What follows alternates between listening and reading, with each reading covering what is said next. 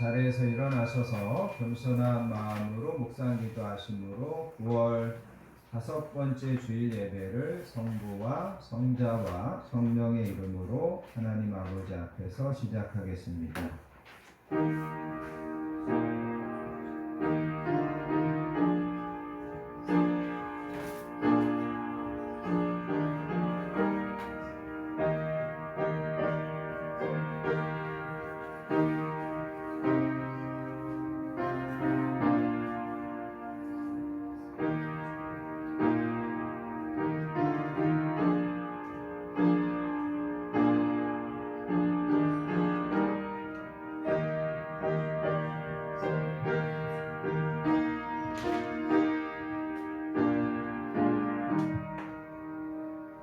할렐루야. 그의 성소에서 하나님을 찬양하며 그의 권능의 궁창에서 그를 찬양할지어다. 그의 능하신 행동을 찬양하며 그의 지극히 위대하심을 따라 찬양할지어다.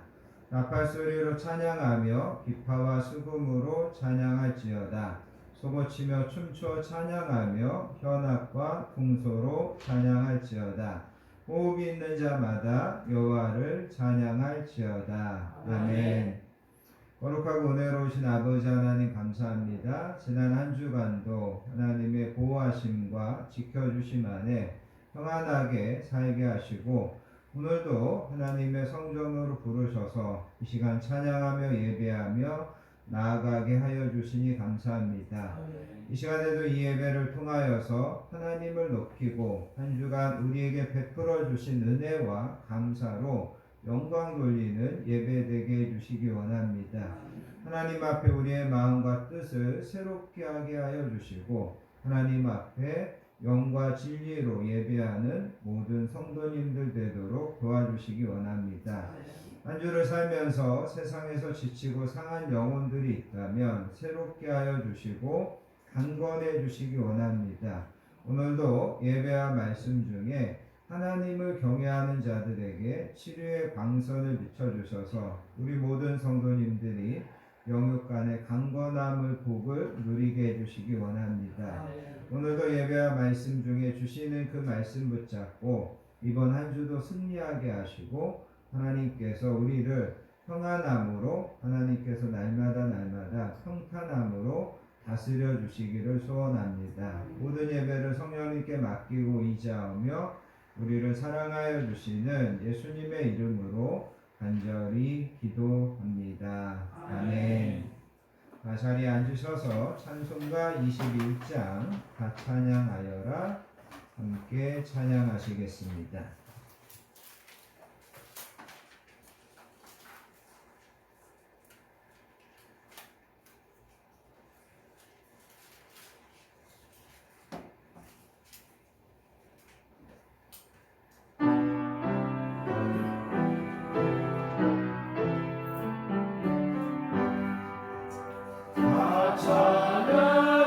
찬양하여라 전능왕 창조의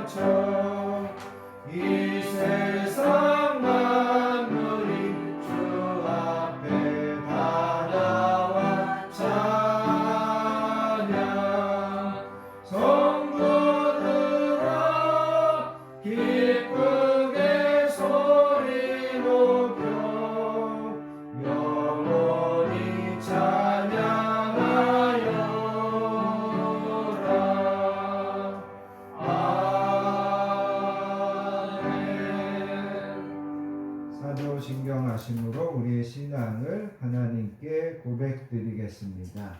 전능하사 천지를 만드신 하나님 아버지를 내가 믿사오며 그 외아들 우리 주 예수 그리스도를 믿사오니 이는 성령으로 잉태하사 동정녀 마리아에게 나시고 본디오 빌라도에게 고난을 받으사 십자가에 못 박혀 죽으시고 장사한 지 사흘 만에 죽은 자 가운데서 다시 살아나시며 하늘에 오르사 전능하신 하나님 우편에 앉아 계시다가 저리로서 산자와 죽은 자를 심판하러 오시리라.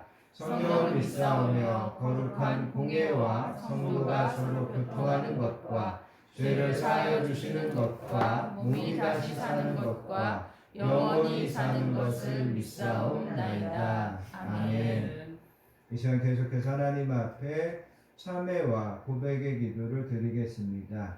한 주간도 우리가 하나님의 말씀과 하나님의 뜻을 우선하여 살기보다 여전히 내 생각과 내 고집과 세상의 넓은 길로 가려고 했던 모습이 있다면 이 시간 하나님 앞에 회개하기 원합니다.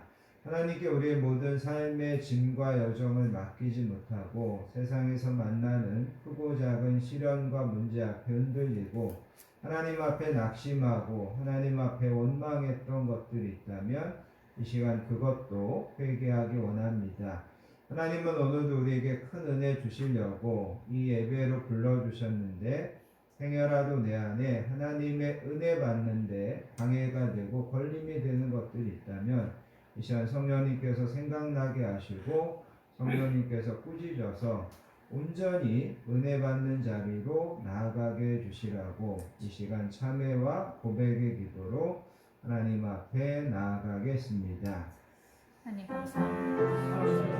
하나님 아버지 감사합니다. 오늘도 저희들을 귀한 예배의 자리로 불러주시니 감사합니다. 하나님 아버지 이 시간에도 지난 한 주간 또 지난 모든 삶들의 여정을 하나님 앞에 겸손히 돌아보기 원합니다. 특별히 아버지 하나님 성령이 이 부족한 종을 머리끝에서 발끝까지 조명하여 주셔서 다시 한번 하나님께서 오늘도 예배와 그 말씀의 통로로 하나님 사용하여 주시기를 원합니다. 내 안에 여전히 인간적인 모습 내 안에 여전히 인간적인 삶의 아버지 하나님 자세들이 있었던 것을 고백합니다. 또 하나님께 온전히 나아가지 못하고 또 하나님 바라보지 못했던 것들을 이 시간에 회개합니다. 성령님 이 부족한 종을 불쌍히 여겨주시고 오늘도 이 예배를 통하여서 다시금 은혜의 자리에 서서 하나님의 은혜 받는 우리 모든 성도님들 되도록 성령님 함께 해주시기를 원합니다. 성령님 저희들을 이 부족한 종을 붙들어 주시기를 소원하오며 우리를 사랑하여 주시는 예수님의 이름으로 간절히 기도합니다. 아멘. 사랑과 긍휼이 풍성하신 아버지 하나님 감사합니다. 오늘도 저희들을 세상에서 부르셔서 은혜의 자리, 예배의 자리로 나오게 하시니 감사합니다. 이 시간에도 하나님 앞에 겸손히 입술의 고백으로 지난 한 주간 우리의 모든 죄와 허물을 하나님 앞에 깨끗하게 아뢰며 용서받게 하여 주시니 감사합니다. 한 주를 보내면서도 하찮은 일에 화를 내고 아무것도 아닌 일에 혈기를 부리며 작은 이익 앞에 욕심을 부렸던 모습이 있다면 하나님 용서해 주시기 원합니다. 강하고 담대하지 못하고 작은 일만 만나도 쉽게 절망하고 흔들리고 믿음이 없는 자처럼 살았던 모습이 있다면 하나님 용서해 주시기 원합니다. 모든 잘못의 원인이 나에게 있건만 남에게 떠넘기고 도리어 다른 사람들을 탓하고 환경을 탓하는 그런 어리석음이 있었다면 하나님 용서해 주시기 원합니다. 헤아릴 수 없는 많은 은혜와 복을 주셨건만 감사를 잃어버리고 여전히 불평과 원망이 있었고 인색한 자기 중심적인 모습이 있었다면 하나님 용서해 주시기 원합니다. 이 시간에도 겸손히 기도하오니 우리가 모르고 지은 죄까지도 성령님께서 조명하여 주셔서 하나님 앞에 다 깨끗하게 용서받고 하나님의 크신 은혜의 자리로 나아가게 해주시기 원합니다. 아멘. 너희는 여호와를 만날 만한 때에 찾으라. 가까이 계실 때에 그를 부르라. 악인은 그의 길을 불의한 자는 그의 생각을 버리고 여호와께로 돌아오라. 그리하면 그가 긍휼히 여기시리라. 우리 하나님께로 돌아오라. 그가 너그럽게 용서하시리라. 그러므로 이제 그리스도 예수 우리 주 안에 있는 자에게는 결코 정죄함이 없느니라. 아멘. 찬송가 446장 주 음성 외에는 찬양하신 다음에 전홍수 집사님 우리를 대표해서 기도 인도해 주시겠습니다. 찬송가 446장 함께 찬양하겠습니다.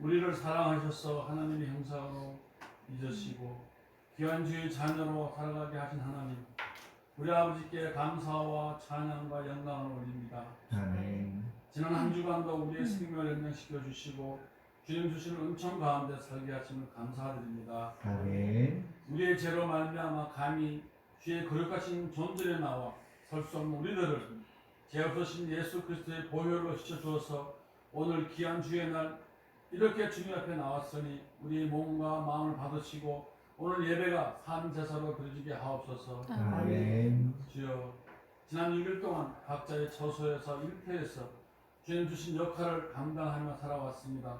그러나 우리는 하나님께서 주신 삶의 원리에 충실하지 못하고 우리의 짧은 지혜와 계산을 의지하며 살고 있음을 고백합니다. 우리가 삶 속에서 만나는 모든 일에게 주께 하여 대하지 못하고 있음을 고백합니다.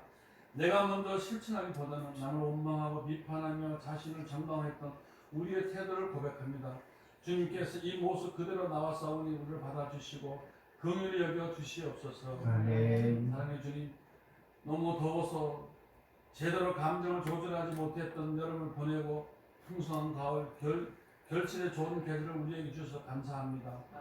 이 계절 속에서 하나님과 더욱더 교감을 가지며 삶에 의탁하며 역사하신 주님의 일을 더욱더 열심히 하게 하여 주시옵소서. 아멘. 목사님을 위하여 기도합니다. 오늘도 강단에 서서 우리에게 말씀을 전하시는 목사님에게 권능과 지혜로 함께 하셔서 그 하시는 말씀으로 우리를 깨치며 우리에게 기쁨과 은혜와 소망을 가지게 하여 주옵소서. 아멘. 목사님께 아버지의 사랑을 더하여 주시고 그 가정에 만복을 내려 주옵소서. 아버지. 국가를 위하여 기도합니다.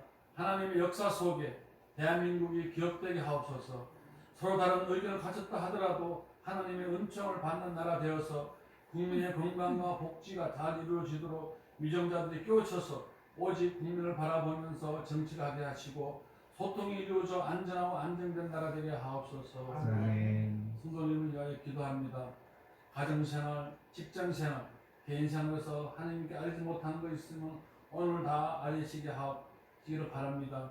그래서 하나님으로부터 좋은 응답을 받아 건강도 찾고 문제도 해결되고 가정의 축복이 오고 만나는 사람 서로 간에 소통이 이루어져 원만한 사회생활도 하고 가족과 행복한 생활도 유지되는 놀라운 은총이 이루어지게 하옵소서. 아멘. 승소는 미래의 길을 꿈을 버리지 말고 힘들다 어렵다는 말을 지워버리고 열심히 노력하는 자세를 갖도록 지혜와 명철을 주시어 미래를 잘 준비하게 하옵소서. 아멘.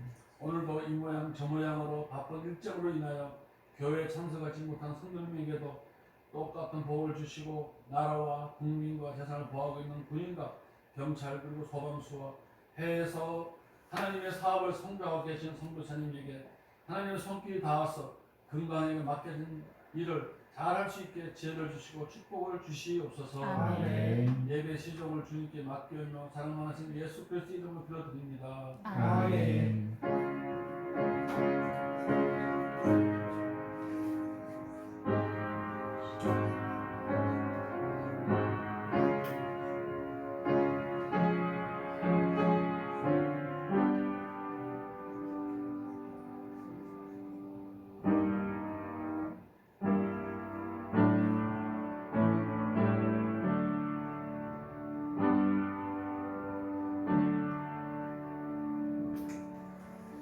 오늘 우리에게 주시는 하나님의 말씀은 신약성경 히브리서 10장 19절부터 25절까지 말씀입니다.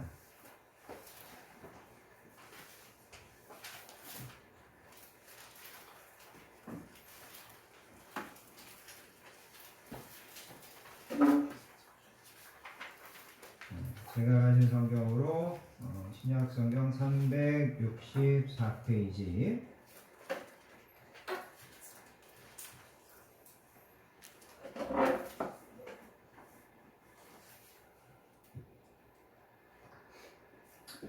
히브리서 10장 19절부터 25절까지 말씀. 다 찾으셨으면 주신 말씀을 천천히 한 목소리로 받들어서 읽습니다. 그러므로 형제들아 우리가 예수의 피를 힘입어 성소에 들어갈 담력을 얻었나니 그 길은 우리를 위하여 휘장 가운데로 열어놓으신 새로운 산 길이요 휘장은 곧 그의 육체니라. 또 하나님의 집 다스리는 큰 대제사장이 계시매 우리가 마음의 뿌림을 받아 악한 양심으로부터 벗어나고 몸은 맑은 물로 씻음을 받았으니 참 마음과 온전한 믿음으로 하나님께 나아가자. 또 약속하신 이는 믿으시니 우리가 믿는 도리의 소망을 움직이지 말며 굳게 잡고 서로 돌아보아 사랑과 선행을 격려하며 모이기를 패하는 어떤 사람들의 습관과 같이 하지 말고 오직 권하여 그 날이 가까움을 볼수록 더욱 그리하자. 아멘. 특별히 여러분 20절을 보시면 그 길은 길이라는 단어가 나오는데 우리를 위하여 휘장 가운데로 열어놓으신 새로운 길이다. 그 다음에 이거는 살 길이다, 생명의 길이다, 그렇게 이제 이야기하고 있습니다. 그래서 오늘은 여러분 이 새로운 길, 살 길, 이런 단어들을 여러분들이 좀 주목하시면서 말씀을 들으시면 좋겠습니다. TV에서 세계 테마 기행이나 아니면 세계의 오지를 소개하는 프로그램을 보면 어느 부족, 어느 문화나 두 가지 문화가 있는 것을 볼 수 있었습니다. 하나는 술을 만들어 먹는 문화였습니다. 어떤 사람들은 나무 뿌리를 통해서 술을 만들어 먹기도 하고, 어떤 사람들은 과일이나 열매를 가지고 술을 만들어 먹기도 하고, 어떤 사람들은 옥수수나 수수나 조나 이런 것들을 가지고 술을 만들어 먹더라는 거죠. 어떻게 알았을까? 어떻게 저 뿌리를 발효시키면 술이 된다는 것을 어떻게 알았을까? 신기합니다. 아무튼 사람들이 어느 부족이나 어느 사람들이나 이렇게 보면 술을 만들어 먹는 그런 문화들이 있더라는 거죠. 그 다음에 제가 또 한 가지 더 주의 깊게 보는 것이 있는데, 어느 민족이나 어느 문화나 보면 무당이나 주술 같은 것이 있는 것을 볼 수 있습니다. 무당이나 주술사가 있어가지고 제사를 드립니다. 그리고 몸이 아프면 기도해 주거나 치료 행위를 하는 것을 보게 된다는 거죠. 그래서 어떤 때는 보면 여자가 어떤 주술사가 있는 경우도 있고, 남자가 나이가 많은 그런 사람들이 어떤 무당이나 주술사로 나오는 그런 것들을 보게 된다는 거죠.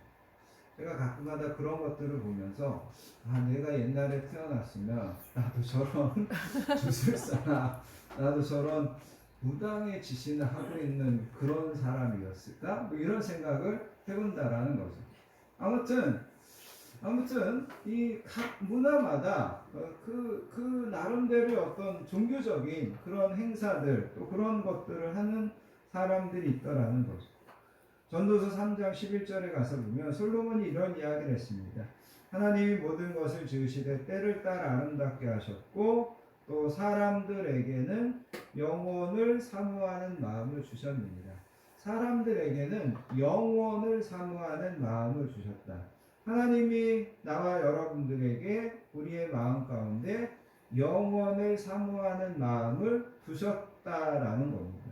그래서 나와 여러분들은 인간의 마음에 영혼을 사모하는 마음을 주시고 우리를 영적으로 하나님께서 창조하셨기 때문에 우리 인간은 이 영적인 부분들이 채워지지 않으면 절대로 행복하거나 만족할 수 없다는 겁니다. 전도서 6장 3절에 가서 보면 이런 이야기합니다. 사람이 비록 100명의 자녀를 낳고 또 장수하여 사는 날이 많을지라도 그의 영혼은 그러한 행복으로 만족하지 못한다. 사람이 100명의 자녀를 낳는다. 그리고 장수를 누린다. 그런데도 그 영혼은 그러한 것들로 만족함을 누리지 못한다. 솔로몬은 그렇게 이야기하고 있습니다. 우리의 영혼은 먹고 마시고 명품을 입고 좋은 차를 타고 좋은 아파트에서 살고 육체적인 쾌락을 누리고 이런 것만으로 우리의 영혼은 채워지지 않는다는 거죠. 그래서 파스칼이라고 하는 사람은 이런 이야기를 했습니다. 인간은 누구나 뻥 뚫린 가슴이 있다. 인간은 누구에게나 뻥 뚫린 가슴을 가지고 있다. 사람들은 철학이나 도덕이나 선행으로 이 마음의 커다란 공백을 채워보려고 노력하는데 그 영혼에 속한 진리는 인간의 의지나 노력으로 알 수도 없고 채울 수도 없다. 그렇게 이야기하더라는 거예요. 우리 인간에게는 아무리 좋은 것을 먹고 아무리 즐기고 그래도 뻥 뚫린 가슴이 있다는 거죠. 근데 그거를 아무리 채우려고 해도 채워지지 않는다라는 겁니다. 그런데 성경은 나와 여러분들에게 우리에게 있는 그런 영혼의 목마름, 나와 여러분들에게 영혼의 진정한 만족, 이거를 해결할 수 있는 방법이 있다. 이렇게 우리에게 가르쳐주고 있습니다. 그게 바로 뭐냐면 우리의 영혼을 창조하시고 우리와 같은 영적인 존재로서 하나님 앞에 나와 예배하는 것, 그것이 우리의 영혼의 뻥 뚫린 부분을 채우는 방법이다. 그렇게 이야기하고 있습니다. 그래서 여러분, 나와 여러분들에게 예배가 얼마나 중요하고 얼마나 필요한지 우리가 이것을 깨달으셔야 된다는 겁니다. 그래서 여러분, 오늘 우리가 히브리서 10장에 있는 말씀을 통하여서 예배에 대한 말씀을 좀 함께 생각하면서 은혜를 나누려고 합니다.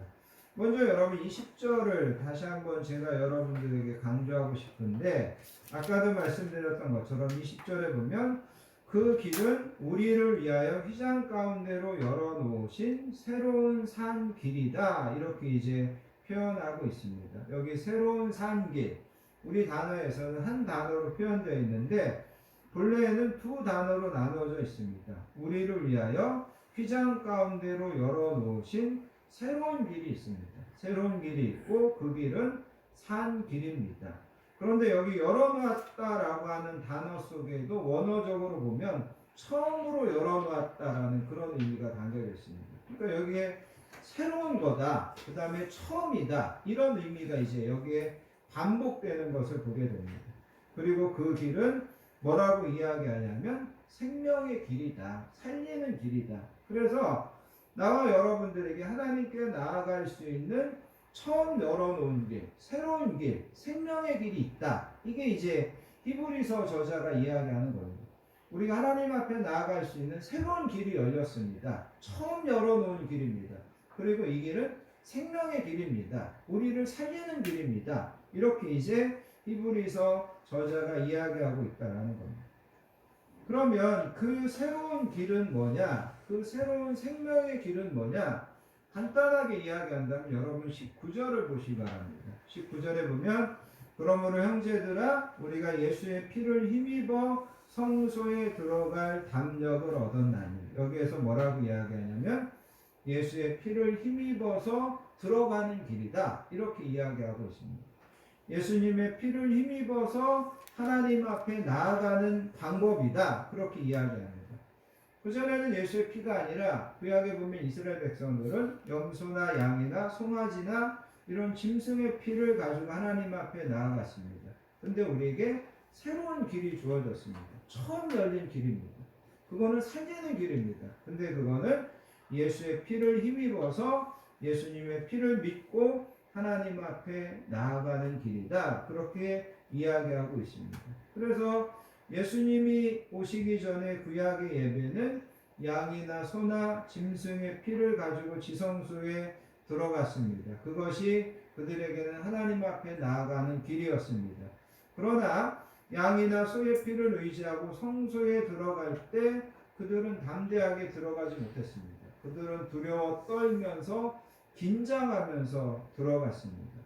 그들은 아무나 들어가는 것이 아니었었고 대제사장만 1년에 딱 한 번 하나님이 계시는 지성소에 들어갈 수 있었습니다. 그런데 이제 예수님께서 이 땅에 오셔서 우리를 위하여 십자가에서 피 흘려 죽으신 이후에 우리는 예수님의 피를 의지하여서 누구나 지성소에 들어갈 수 있게 됐습니다. 그래서 여러분 마태복음 27장에 가서 보면 예수님께서 십자가에서 마지막 운명하시면서 다 이루었다, 테텔레스타이, 이렇게 말씀하시고 영원히 떠나가실 때 예루살렘 성전에 있는 성소의 휘장이 위에서부터 아래로 찢어졌다, 성경은 그렇게 이야기하고 있습니다. 예수님이 죽은 골고다와 예루살렘 성전은 어느 정도 거리로 떨어져 있었습니다. 그리고 여러분, 그 지성소를 가리고 있는 휘장은 여러분들이 가끔 이런 이런 아랍이나 이런 사람들이 가지고 있는 두꺼운 카펫입니다. 그러니까 그 카펫이 무슨 칼이나 가위나 이런 거로 쉽게 잘라질 수 있는 그런 것이 아니었습니다. 그런데 예수님이 죽으시는 순간 예루살렘 성전에 있는 그 휘장이 위에서부터 아래로 찢어졌다는 거죠. 그러면서 하나님 앞에 나아가는 길을 열어주셨다라는 겁니다. 히브리서 4장 16절에 가서 보면 이렇게 이야기합니다. 그러므로 우리는 긍휼하심을 받고 때를 따라 돕는 은혜를 얻기 위하여 은혜의 보좌 앞에 담대히 나아갈 것입니다. 우리는 긍휼하심을 받고 때를 따라 돕는 은혜를 얻기 위하여 은혜의 보좌 앞에 담대히 나아갈 수 있다. 두렵고 떨면서 나갈 필요가 없고 우리는 담대히 나아갈 수 있는 길을 찾았다. 담대히 나아갈 수 있는 길을 알았다. 그렇게 이야기하고 있습니다. 그것이 바로 오늘 본문에서 이야기하는 새로운 길이고 그거는 생명의 길이고 그 길은 다시 한번 간단하게 이야기한다면 예수님의 피를 가지고 예수님의 피를 의지해서 하나님 앞에 나아가는 길이다. 히브리서 저자는 그렇게 이야기하고 있습니다. 자, 그런데 우리가 이제 조금 더 좀 말씀을 좀 생각해 보기 원하는 게 뭐냐면 예수님이 그러기 때문에 이 땅에 오시기 전과 예수님이 이 땅에 오신 후의 예배는 근본적으로 달라지는 겁니다. 그죠? 예수님이 오시기 전과 예수님이 십자가에서 죽으신 후에 이스라엘의 예배는 근본적으로 달라진다는 거죠. 그런데 이스라엘 백성들의 예배에서 또 한 번 중요한 변곡점, 이스라엘 백성들의 예배가 근본적으로 달라지는 또 하나의 사건이 있었습니다. 그게 바로 뭐냐면 출애굽 사건입니다. 그래서 출애굽 사건을 기준으로 이스라엘의 예배는 출애굽 전과 출애굽 후로 완전하게 구분되고 또 완전하게 달라지는 것을 우리는 볼 수 있습니다. 그래서 여러분 우리가 출애굽기 3장에 가서 보면 하나님께서 모세를 부르십니다. 모세가 이제 양을 치고 있었는데 하나님께서 모세를 부르셔서 모세에게 말씀하십니다. 모세야, 너가 가서 애굽에서 종살이하고 있는 내 백성을 고통당하고 신음하는 내 백성을 인도해내라. 하나님께서 그렇게 말씀하십니다. 그런데 그 다음에 하나님께서 뭐라고 말씀하시냐면 너가 그 백성을 인도하여 애굽에서 인도하여 낸 후에 너희가 이 산에서 하나님을 섬기리니 이것이 내가 너를 보낸 증거니라. 하나님이 뭐라고 말씀하냐면 너가 그들을 애굽에서 인도하여 낸 다음에 이 산에서 나를 섬길 거다. 이 산에서 나를 섬긴다는 말은 뭐냐면 나를 예배할 거라는 거예요. 그러면 여러분 우리가 이런 생각을 해볼 수 있습니다. 아니 이스라엘 백성들이 애굽에 있으면서 종살이 하면서는 하나님을 예배할 수 없나? 왜 하나님께서 그들을 애굽에서 불러내서 이 산으로 데리고 와서 여기서 예배하게 하겠다라고 하나님께서 말씀하시나? 우리가 이런 질문을 던질 수 있다라는 겁니다. 그래서 이스라엘 백성들에게 이 출애굽이라고 하는 사건은 하나님께서 이스라엘이 애굽에서 고통당하는 것, 노예 생활하면서 고통당하는 것, 그거를 해결해 주는 사건이면서 또 한 가지 이스라엘 백성들에게 이 출애굽 사건은 뭐냐면 하나님께 진정으로 예배할 수 있도록 그들을 애굽에서 끌어내는 사건이다. 예배와 관계돼서 이 출애굽을 하나님께서 말씀하신다라는 거죠. 자, 우리가 이거를 어떻게 해석할 수 있냐? 여러분 이제 우리가 이스라엘 백성들이 애굽에서 나와가지고 시내산에 도착하게 됩니다. 그리고 시내산에서 하나님께서 이스라엘 백성들에게 십계명과 율법을 주시는 것을 보게 됩니다. 그런데 율법을 주시면서 하나님은 구체적으로 뭘 가르치시냐면 예배를 가르치십니다. 그래서 여러분들이 출애굽기를 보면 출애굽기 마지막이 40장인데 출애굽기 마지막에 보면 이스라엘 백성들이 하나님께서 가르쳐 주신 대로 회막을 만듭니다. 그래서 하나님이 이스라엘 백성들에게 회막을 만들 때 크기는 어떻게 만들어야 된다? 회막의 가죽은 어떤 가죽을 써야 된다? 회막을 만들어서 거기서 사용되는 그런 기구들은 어떤 나무로만 만들 수 있다. 거기에는 제사장이 있어야 되고 레위인이 있어야 된다. 제사장은 이런 옷을 입어야 된다. 그러면서 하나님께서 이스라엘 백성들에게 율법을 주시면서 예배에 필요한 모든 것들을 구체적으로 가르쳐 주십니다.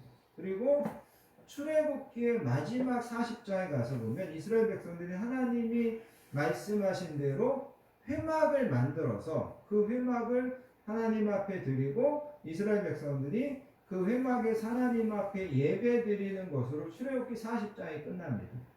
이걸 우리가 어떻게 해석할 수 있냐면 출애굽기의 마지막은 출애굽기의 끝은 이스라엘 백성들이 하나님 앞에 예배하는 것이 출애굽의 궁극적인 목적이라.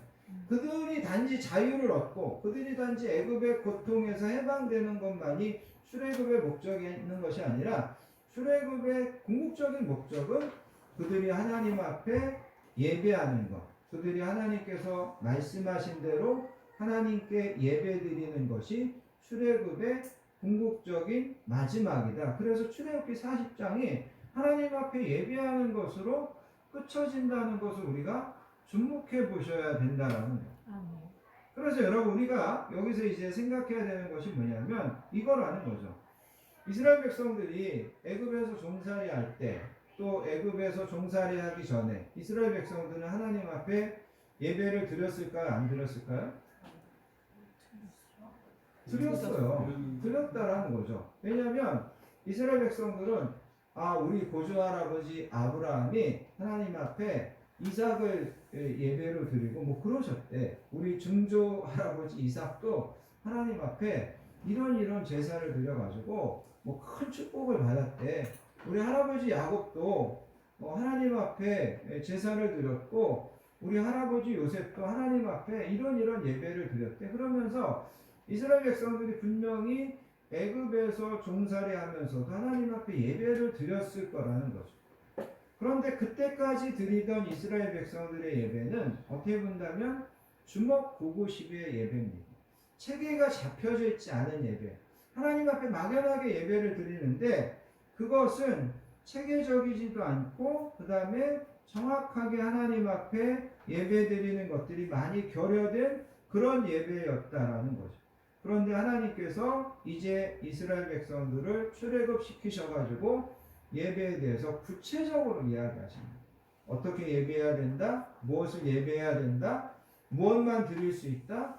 너네가 이렇게 예배 드려야 된다. 그래서 여러분 이 출애굽 사건을 기준으로 이스라엘의 예배가 완전히 새로워지는데 그 전의 예배는 아까 이야기한 것처럼 무질서하고 체계적이지 않았다면 이제는 정말 정밀하게 체계적으로 하나님 앞에 예배드리는 그런 계기가 하나님이 이스라엘 백성들에게 율법을 통해서 예배에 대하여 가르침을 주시면서 이스라엘의 예배가 달라졌다는 거죠. 그렇기 때문에 이스라엘 예배가 출애굽 이전과 출애굽 이후로 완전히 예배가 달라졌다는 거예요.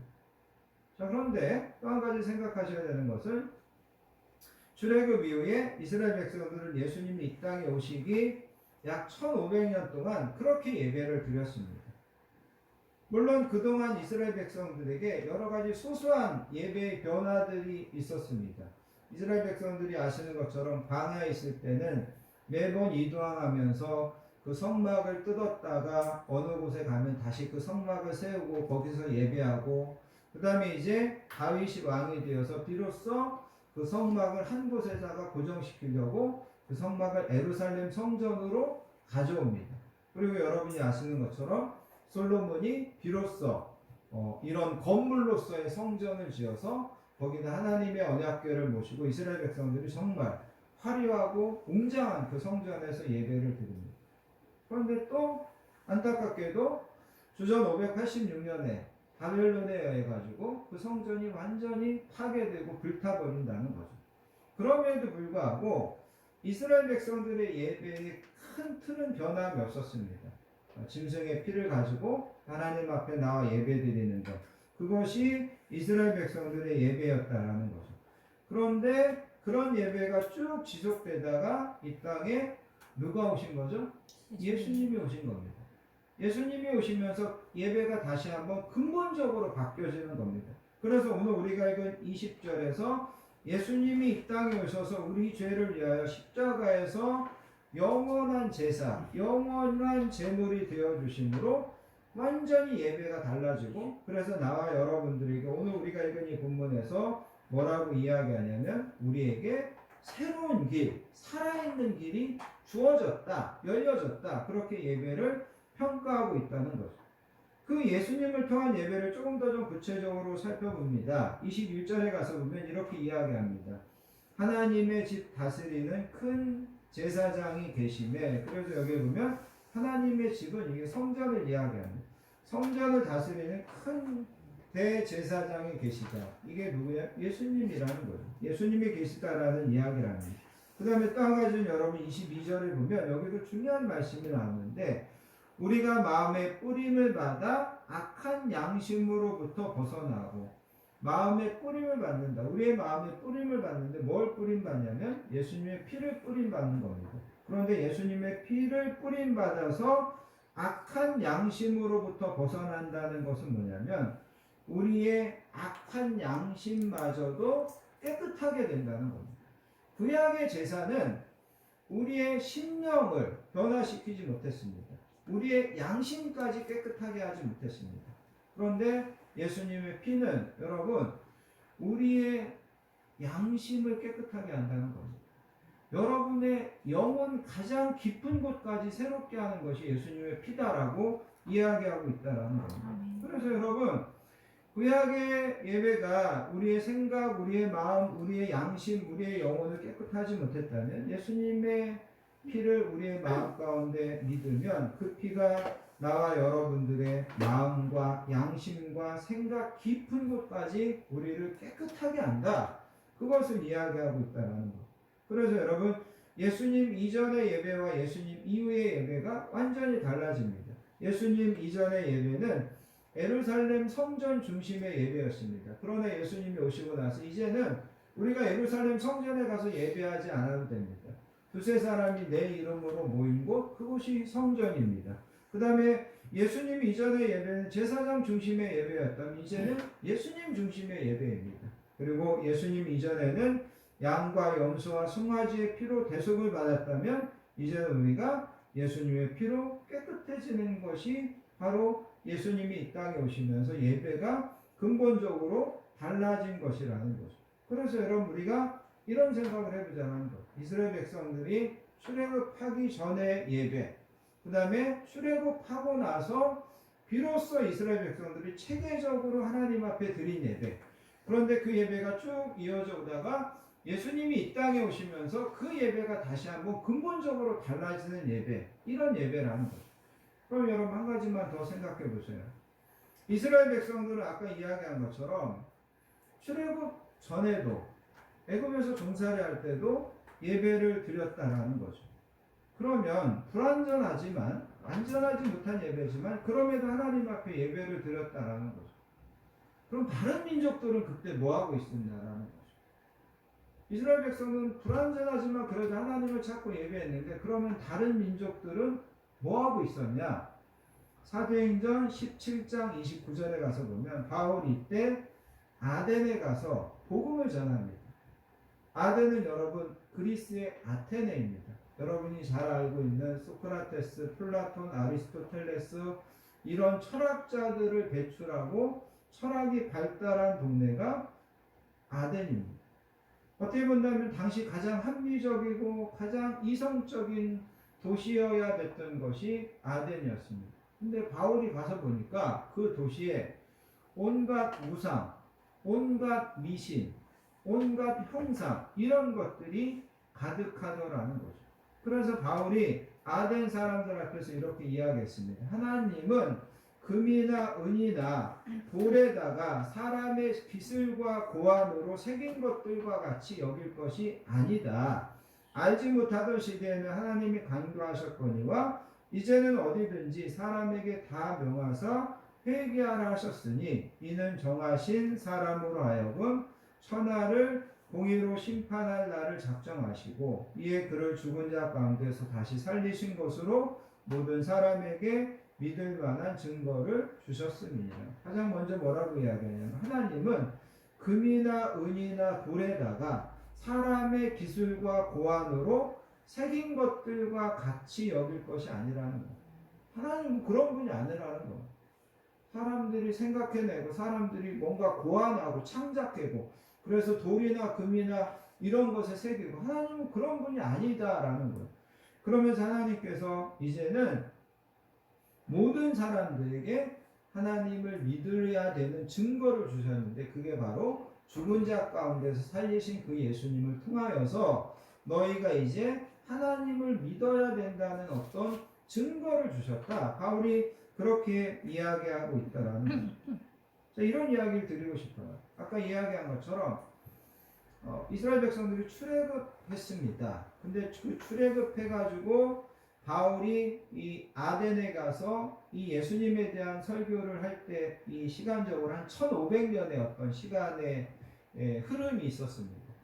그렇게 생각한다면 이스라엘 백성들이 출애굽하기 전에 애굽에서 종살이 하면서 그들은 그나마 하나님을 예배하고 있었는데 1500년이 지난 그렇게 똑똑하다고 했던 아테네의 그 철학자들은 그 1500년이 지난 후에도 뭐하고 있었냐면 우상 섬기고 있었습니다. 귀신 섬기고 있었습니다. 주술적인 행위를 하고 있었습니다. 그래서 여러분 처음 서론의 이야기로 돌아가서 지금도 아프리카나 아마존이나 중국의 소수민족이나 라오스의 소수민족들이 예수님이 이 땅에 오신 지 2000년이 지났는데도 그런 이상한 종교 행위를 하는 것을 보면서 2000년 전에 철학이 가장 발달했던 아테네 사람들이 온갖 우상과 신화에 빠졌던 것과 비교해 본다면 지금 하나님에 대해서 한 번도 들어주지 못한 사람들이 그런 우상 숭배를 하는 것이 이게 전혀 유치한 것이 아니라는 거예요. 우리가 생각할 때는 지금 어느 시대인데 저런 주술살이 나와가지고 뭐 침발로서 뭐 치료하고 기도해가지고 낫는다고 하지 너무 유치한데 2000년 전에 아테네 사람들이 했던 것과 그 옛날 이스라엘 백성들이 했던 것을 비교해보면 그게 전혀 유치한 것이 아니라는 거예요. 그들에게는 그것이 당연하다는 거예요. 그들은 지금도 누구를 예배해야 되는지 어떻게 예배해야 되는지 몰라서 깜깜한 길을 헤매고 있는 그런 모습을 보여주고 있다는 거죠.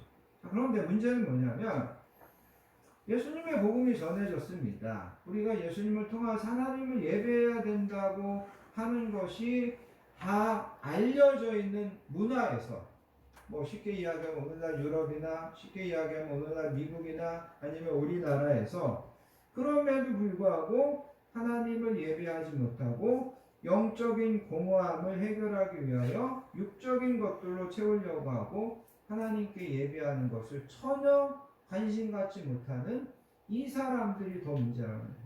그리고 더 심각한 것은 오늘날 교회에 다니면서도 수많은 교회와 수많은 성도들이 제대로 예배하지 못하고 점점 예배의 가치와 중요성을 등한시하는 그런 시대에 우리가 살고 있다는 거죠.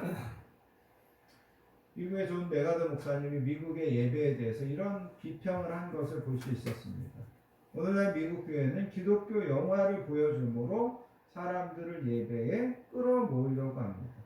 미국의 5대 교회 가운데 한 교회는 주일 저녁 예배에 전문 프로레슬러에게 훈련을 받은 교회 직원이 출연하는 레슬링 경기를 펼치고 있습니다. 저녁 예배 때 교회 직원들을 전문 프로레슬러에게 훈련 받아가지고 교회 직원들이 나와가지고 레슬링 한다는 거예요. 그거를 성도들에게 보여준다는 거. 또 다른 교회는 강단에서 연기와 불꽃과 레이저 광선을 만들 수 있는 특수효과 장비를 위하여 50만 달러, 우리나라 돈으로 한 6억 5천만 원 되는 그런 돈을 이런 여기에서 연기 나오고 여기에서 불 나오고 이런 것들을 위해서 그렇게 돈을 쓰는다는 겁니다. 그리고 그 교회는 목사는 성가대와 오케스트라가 연기와 불꽃과 이런 광선이 비춰질 때 성가대가 노래하고 연주하는 가운데 보이지 않는 와이어 끈을 타고 하늘로 올라가면서 그 예배가 맞춰진다는 거예요. 이 뒤에 와이어 끈 여러분들 그 영화 배우들이 하는 그 와이어 끈을 묶고서 연기가 나오고 불꽃이 나오고 그런 성가대가 찬양하고 그러면서 목사가 하늘로 올려지면서 예배가 맞춰진다는 거예요. 그런 감동, 그런 것들을 주기 위해서 지금 예배가 그렇게 변질되고 있다는 거죠. 그러면서 이렇게 이야기합니다. 올바른 예배는 예배자를 즐겁게 하기 위한 거냐? 사람을 기쁘게 하는 예배냐? 하나님을 기쁘게 하는 예배냐?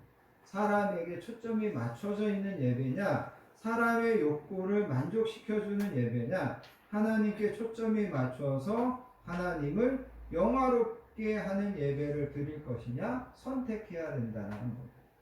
그러면서 여러분 오늘 이제 다시 결론적으로 히브리서 10장 24절 25절 서로 돌아보아 우리가 성도 간에 서로 돌아보아 사랑과 선행을 격려하며 모이기를 피하는 어떤 사람들의 습관과 같이 하지 말고 오직 권하여 서로 권하라는 거죠. 서로 권하라. 서로 권면하라.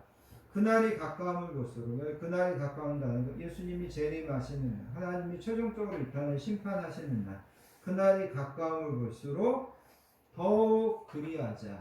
뭘 하자는 걸까요? 네, 예배하자는 겁니다. 모이기를 힘쓰고 예배하자. 하나님께서 우리에게 가르쳐 주셨습니다. 이미 어떻게 예배해야 되는지 가르쳐 주셨고, 우리가 특히 구약을 통해서 이스라엘 백성들이 구약의 예배를 통해서도 하나님 앞에 사제의 은총과 하나님의 동행하심과 하나님의 평안과 하나님의 부요함의 복을 받는 것을 우리는 구약을 통해서도 분명히 확인했습니다. 자, 그러면 생각해 보세요. 구약을 통해서도 하나님께서 그 예배 드리는 자들에게 사죄의 은총과 하나님의 동행하심과 하나님의 평안과 하나님의 부요하심의 복을 주셨다면 그 예배보다 더 새로운 예배, 더 수준 높은 예배, 예수님의 피로 나아가 예배하는 나와 여러분들에게 주시는 하나님의 복은 구약의 예배로 주시는 복보다 더 클까요? 작을까요? 말할 필요도 없이 더 큰 복을 주신다라는 거죠. 하늘에 속한 모든 신령한 복, 그거를 하나님께서 우리에게 약속하고 있다는 겁니다. 뭐를 통해서? 예배를 통해서.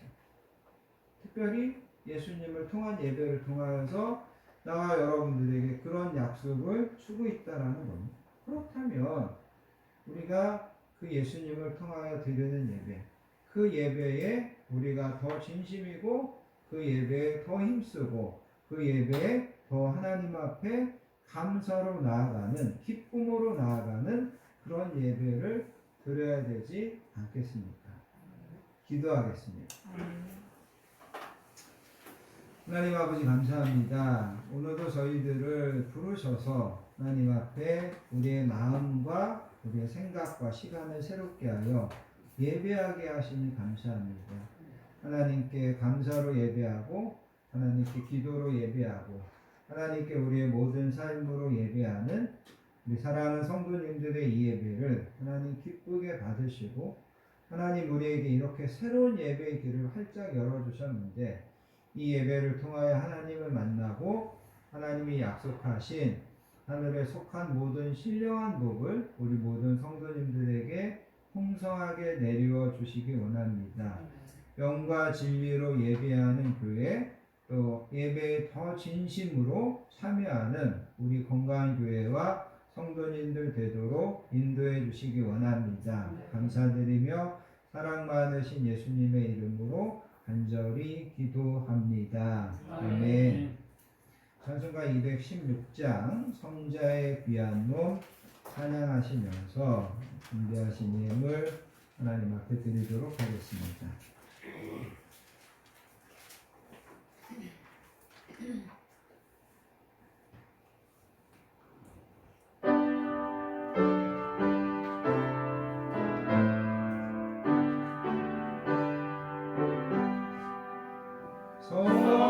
성자의 귀한 몸 날 위하여 버리신 그 사랑 고마워라. 내 머리 숙여서 주님께 비는 말 나로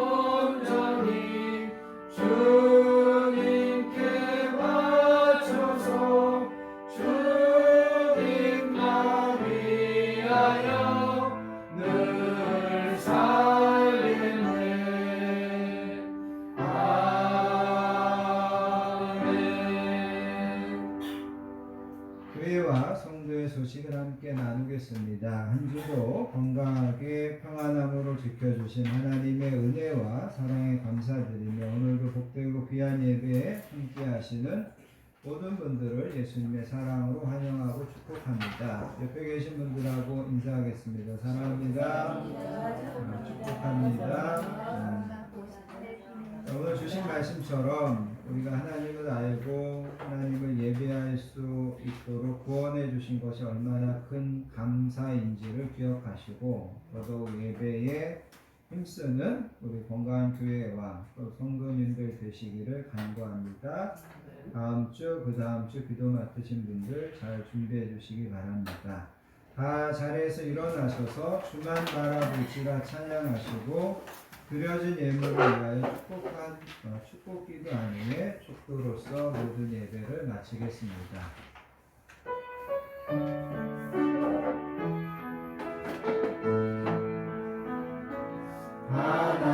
하나님의 사랑을 사모하는 자 하나님의 평안을 바라보는 자 너의 모든 것 창조하신 우리 주님이 너를 얼마나 사랑하시는지 하나님께 찬양과 경배하는 자 하나님의 선하심을 닮아가는 자 너의 모든 것 창조하신 우리 주님이 너를 자녀 삼으셨네. 하나님 사랑의 눈으로 너를 어느 때나 바라보시고 하나님 인자한 피로써 언제나 너에게 기울이시니 어두움에 밝은 빛을 비춰주시고 너의 작은 시름에도 응답하시니 너는 어느 곳에 있든지 주를 향하고 주만 바라볼지라 주만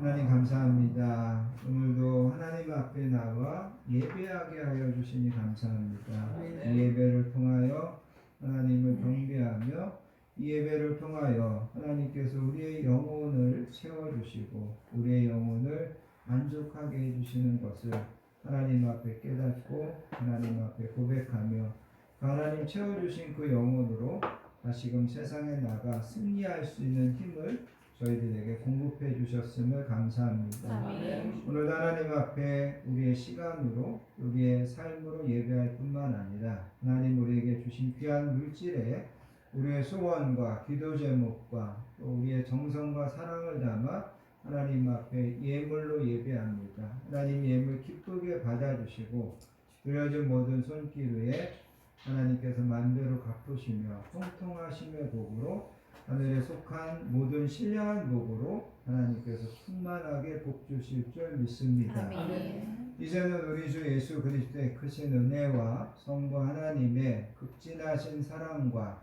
성령님의 내주하심, 성령님의 충만하심의 복이 날마다 더 예배로 하나님 앞에 영광 돌리며 그 예배를 통하여 하나님께서 주시는 모든 신령한 복을 사모하며 누리며 살기로 결단하는 사랑하는 모든 성도님들 머리머리 위에와 그의 가정과 우리 자녀들 위에 건강한 교회 위에 이 나라의 민족 위에 이제로부터 영원토록 함께 하시옵기를 간절히 축원하옵나이다. 아멘.